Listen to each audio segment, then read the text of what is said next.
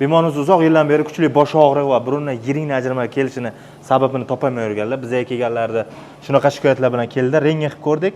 Nima ko'rindi mana? Yuqori jag' bo'shlig'ida innorodniy telo va zamburug' katta ehtimol bilan innorodniy telo o'z yon atrofiga zamburug', mukosellik kabi proseslar paydo bo'lishni boshlaydi. Xudo xolasa bartaraf qilamiz.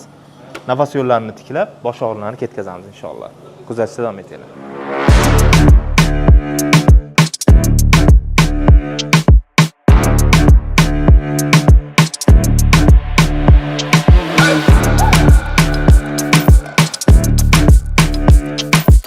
Bemorlar yuqori jag' bo'shlig'i ochildi.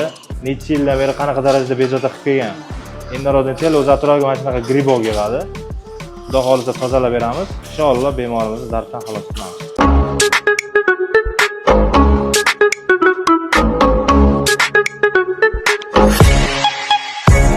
真似できないよこのスワッグ俺たちにしかないスワッグ肩の力抜いてラックラック遊び働いて曲がBemorimizni burun to'siqlarini tikladik va yuqori jag' bo'shlig'idagi innorodniy teloni olib tashladik. Mana tabiiy yo'llarni ochib, stansiyalarni kengaytirib qo'ydik. Xudo xolasa bemorimizdan yuqori jag' bo'shlig'idan chiqqan zamburug'ni ko'rishlaringiz mumkin. Innorodniy telo yon atrofiga shuncha to'qimani yiqqan.